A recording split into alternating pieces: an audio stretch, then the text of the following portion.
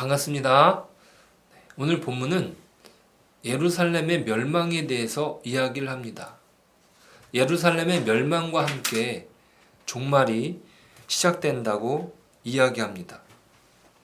자, 그러나 여기에서 생각해 볼 사실은 예루살렘의 멸망은 주후 70년, 로마에 의해서 이루어집니다. 주후 70년이면 예수님께서 돌아가시고 난 뒤 40년 뒤의 이야기입니다. 예수님께서 그 말씀을 하시는 당시에는 전혀 상상하지 못했던 일을 예수님께서 미리 예고하시는 것이죠. 그렇다면 예수님께서 십자가에 돌아가시고 그리고 다시 부활하셔서 그의 제자들과 40일 동안 함께 하셨고 다시 오시겠다 약속하신 뒤에 일어나는 일입니다. 그렇다면 다시 오신다는 그 약속을 믿으며 그 상황을 지켜가는 가운데 여기서 말씀하시는 것이 오늘 종말의 내용이죠. 20절을 잠깐 보시면 20절 보실까요? 너희가 예루살렘이 군대들에게 에워싸이는 것을 보거든 그 멸망이 가까운 줄을 알라. 자, 그러니까 예수님께서는 부활하셨어요. 그러니까 죽음의 권세를 이미 이기셨고 그리고 그 제자들이 그것을 보면서 예수님은 죽음을 이기시는 분이다. 부활하신 분이다. 그 소망을 가지고 살아가는 것 아닙니까? 자, 그런데 예수님께서 말씀하시는 것은 예루살렘이 망하게 되는 그때에 멸망이 가까이 온 것을 알라는 것이에요. 그리고 그때에는 21절부터 그때 유대에 있는 자들은 산으로 도망갈 것이며 성내에 있는 자들은 나갈 것이며 촌에 있는 자들은 그리로 들어가지 말지어다. 이 날들은 기록된 모든 것을 이루는 징벌의 날이니라.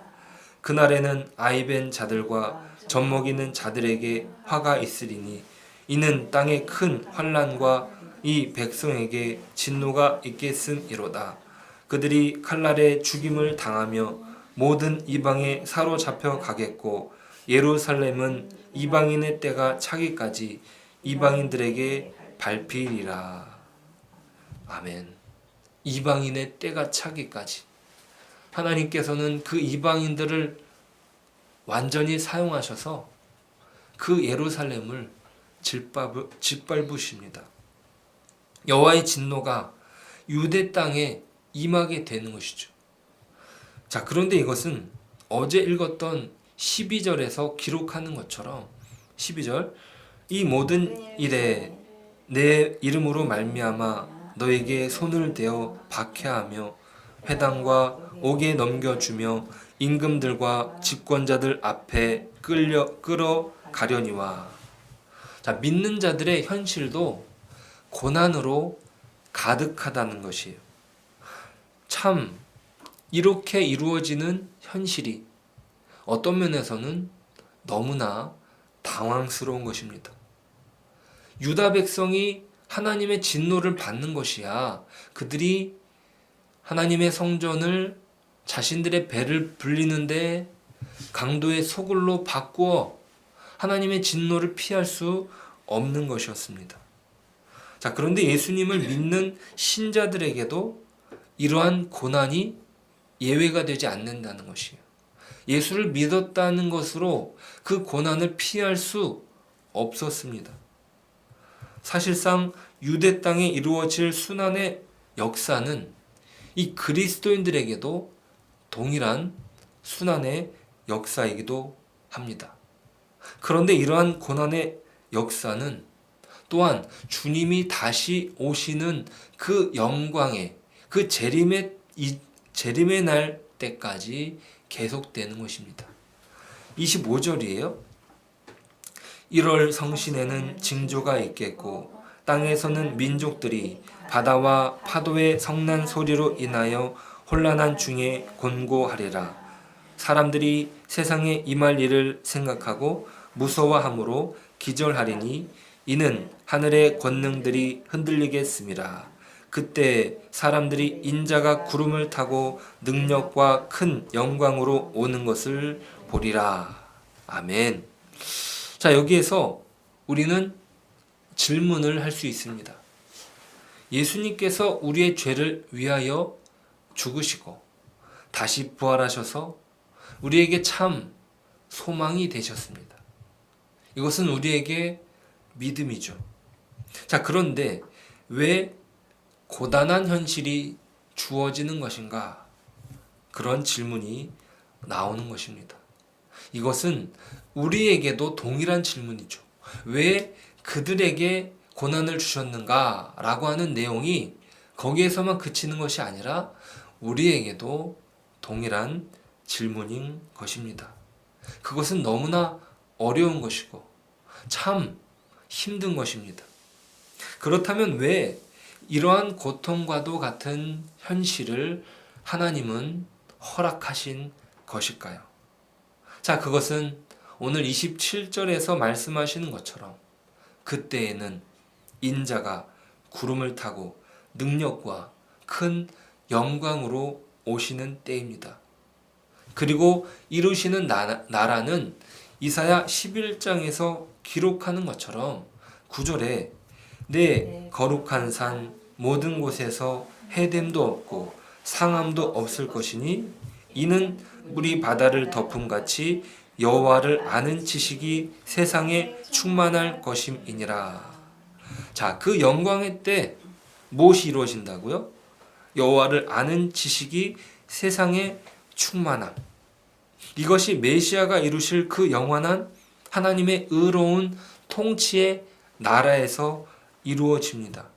그 의로운 통치를 위하여 하나님께서는 시간을 허락하신 것입니다.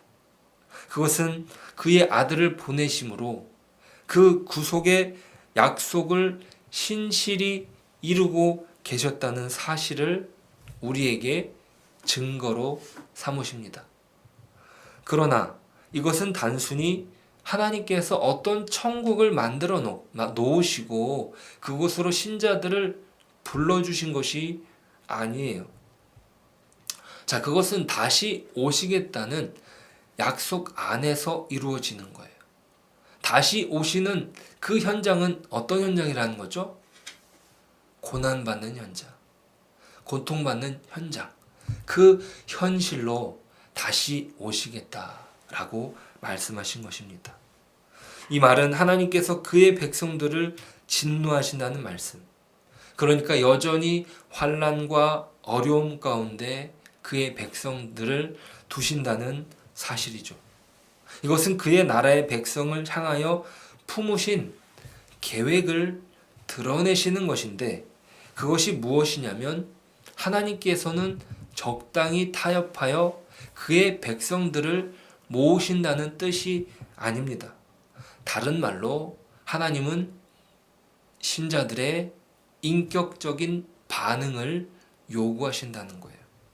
이것이 예수님께서 오셔서 우리를 위하여 십자가에서 죽으시고 그것으로 우리에게 구원을 허락하셨고 또 사망을 이기시고 부활하셨음에도 그리고 우리에게 그 권능과 능력을 보여주셨음에도 주님이 다시 오시는 날까지의 기간으로 그 기다림으로 우리에게 기회를 주시는 이유입니다. 그 기회는 무엇이냐? 세상의 헛된 것과 거짓된 것 그리고 그것들과 비교할 수 없는 하나님 사이에 우리를 두심으로 그 사이에서 우리는 선택하고 또 넘어지고 또 선택하고 또 돌아서고 하는 그 시간을 주심으로 하나님의 백성으로서 훈련케 하시는 것입니다. 그 점진되는 과정을 통해서 우리는 점점 하나님께로 가까이 가는 것이죠. 그것은 어떤 단회적인 역사가 아니에요. 예수 그리스도를 믿는다는 것으로 시작돼서 그때부터 신앙이 완전히 쭉 올라가서 이제는 우리가 변함없이 주님을 따르고 이런 것이 아니라 그 과정은 점진적입니다. 그 과정 속에서 후회하기도 하고 넘어지기도 하고 돌아서기도 하고 다시 주님께 나오기도 하는 그런 과정을 통해서 무엇을 이루십니까?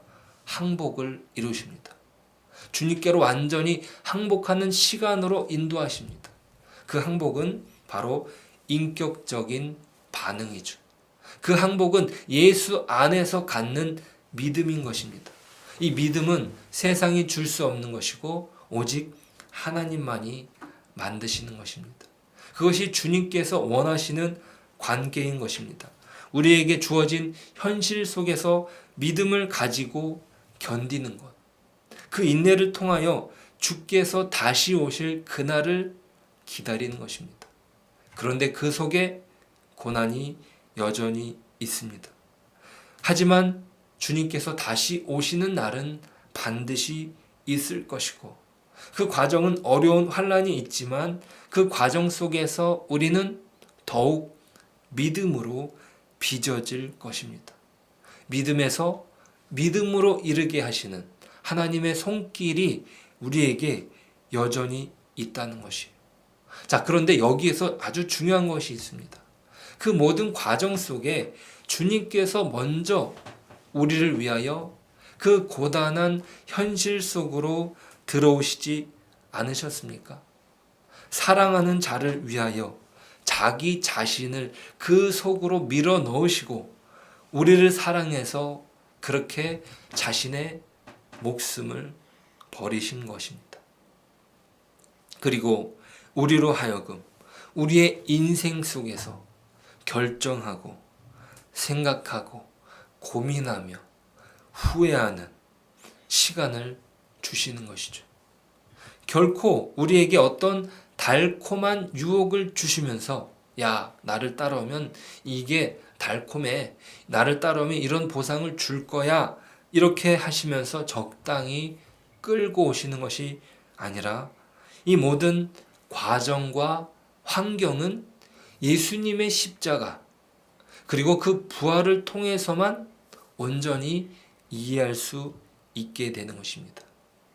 이것은 왜 예루살렘을 멸망시키는 것으로 보여주셨는지를 알게 하는 것이죠. 교회가 커지고 세력을 얻어서 정치적인 지위를 가지셔서 하나님은 그것을 증거하지 않으십니다. 신자들의 모든 기도를 다 들어주심으로 하나님은 그 신자들을 흔들리지 않게 하시지 않습니다.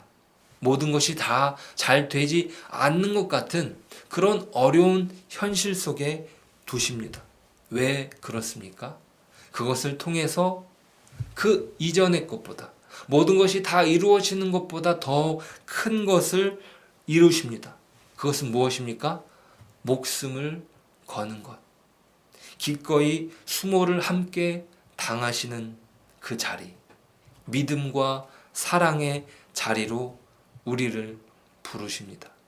이것이 성경이 말하는 진정한 종말이고 예루살렘의 멸망이며 믿는 자들이 받는 박해의 이유이기도 합니다. 그것이 하나님께서 우리에게 요구하시는 높은 그리고 영광된 부르심입니다. 우리는 그렇게 하나님의 대접을 받는 것이에요. 인격적인 하나님의 사람으로, 인격적인 반응으로 오게 하시는 하나님의 유일한 친구로 우리는 이 세상 속에서 그렇게 부름을 받았습니다. 우리의 평생에 걸쳐 예수를 믿는 그 어려움을 세상과 맞서야 하는 믿음으로 하나님 안에서 감당해 가는, 결코 그 과정에서 우리를 홀로 내버려 두지 않으셨다는, 그것은 바로 예수님의 십자가를 통해서 이미 보여주신 것입니다.